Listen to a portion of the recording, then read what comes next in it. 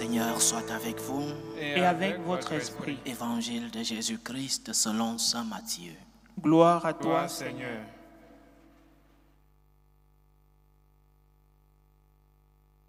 Jacob engendra Joseph, l'époux de Marie, de laquelle fut engendré Jésus, que l'on appelle Christ.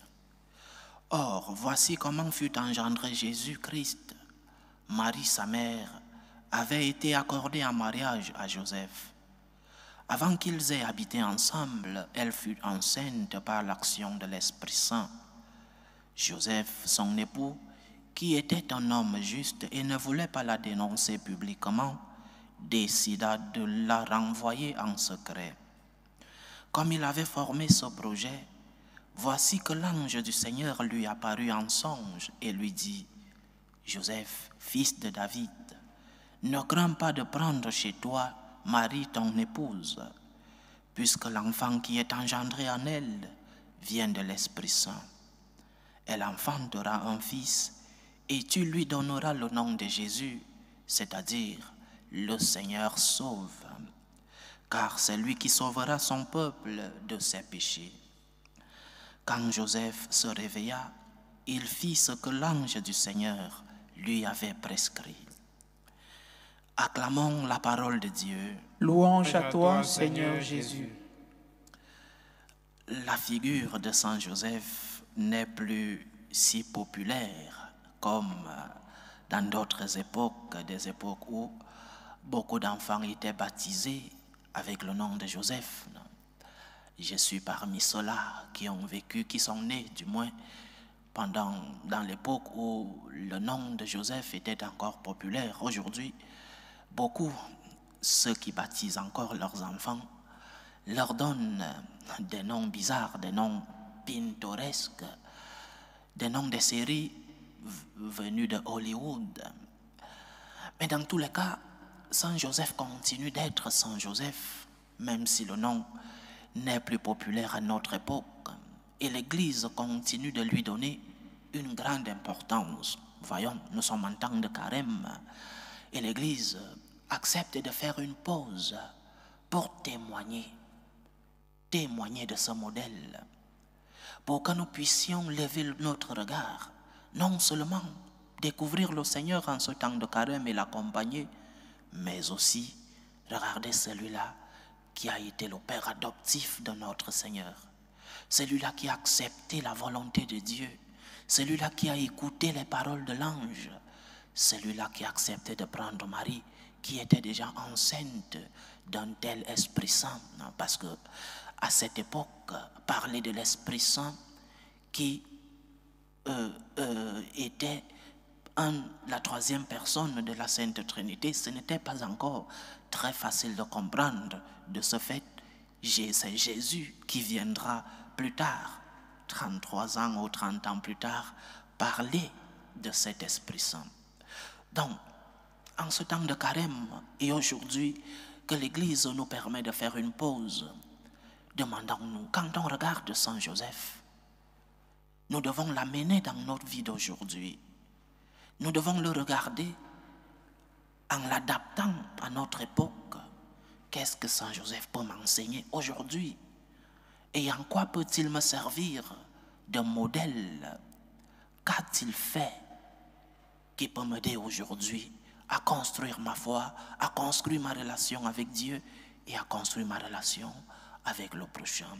Saint Joseph que nous célébrons aujourd'hui, époux de la Vierge Marie, comme époux, il a pris soin de sa famille. Il a pris soin de la Vierge Marie et de Saint Joseph et de Jésus, pardon.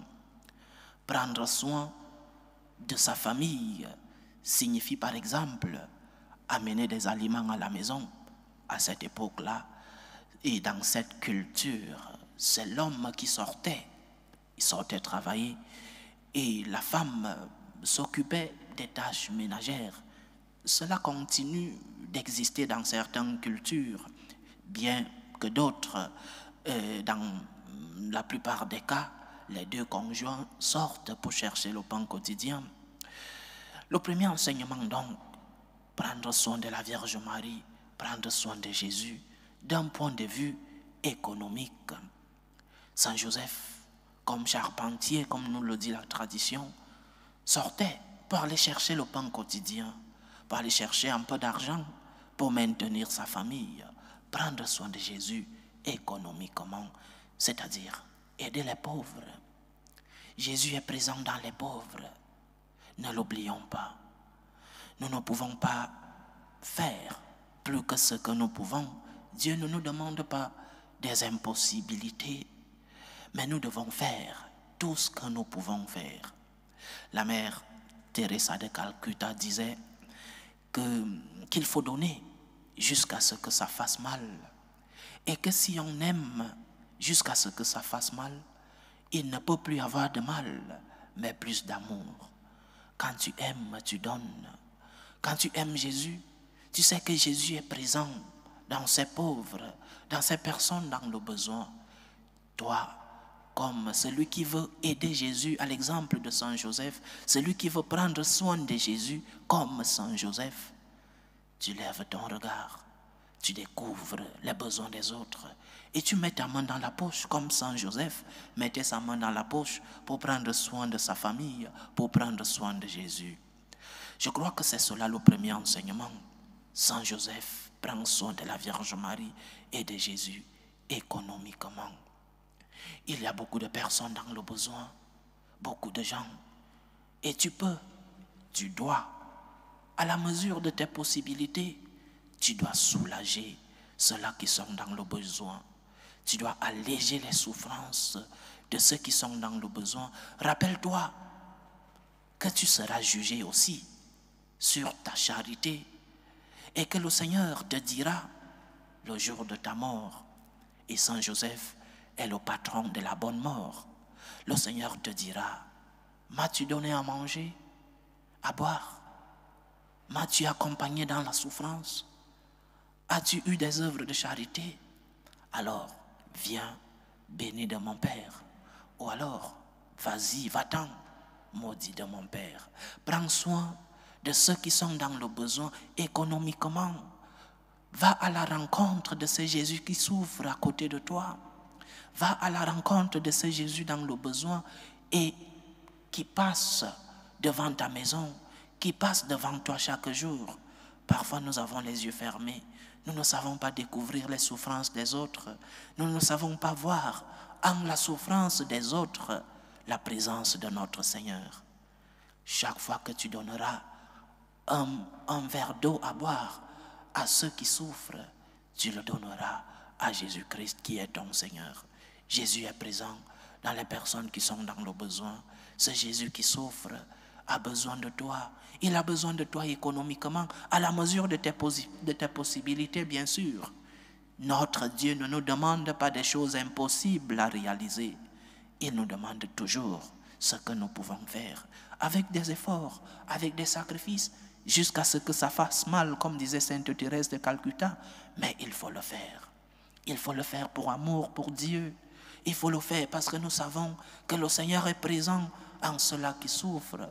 Il faut le faire parce que nous serons jugés à la mesure de la charité, des œuvres de charité que nous montrerons au Seigneur que nous avons eues et que nous avons aidé ceux-là qui sont dans le besoin. Saint Joseph prend soin de la Vierge Marie et de Jésus économiquement. Comme on dit au Cameroun, mets la main dans la poche. Va aider ceux-là qui sont dans le besoin. Ne t'enferme pas les biens que tu as. Le Seigneur, qui a bien voulu te donner beaucoup de talents et beaucoup de dons, a aussi voulu que tu puisses les partager avec les autres. La grâce que tu as reçue, va la partager avec les autres. La grâce économique que tu as reçue, va la partager avec ceux qui sont dans le besoin. Saint Joseph prend soin de Marie et de Jésus économiquement. Mais Saint Joseph, qui prend soin de la Vierge et de Jésus, nous enseigne autre chose. La famille. Prends soin de ta famille. Lorsque le diable veut détruire le monde, il passe toujours par la famille. Prends soin de ta famille, non seulement économiquement parlant, mais aussi et surtout spirituellement parlant. Remplis ta maison de Dieu. Saint Joseph ne donnait pas seulement l'aliment physique à Jésus, il a aussi été son premier catéchiste, il a aussi été son premier directeur spirituel. Il a aidé Jésus, il a pris soin de notre Seigneur spirituellement. Il est légitime et il est bon de donner à nos enfants une bonne éducation civile, intellectuelle, humaine. Chercher le collège et l'université qui assureront un futur à tes enfants. Il est bon de leur donner le meilleur que vous avez comme parents. Mais le plus important, c'est prendre soin de tes enfants spirituellement. À quoi te sers-tu de gagner le monde entier si tu arrives à perdre ton âme? À quoi te sers-tu de remplir tes enfants d'intellect, d'alimentation, si tes enfants perdent leur âme? Nous avons abandonné l'éducation des enfants. Beaucoup disent, il va choisir sa foi lorsqu'il va grandir. Mais pourquoi ne dis-tu pas, il va choisir son collège lorsqu'il va grandir?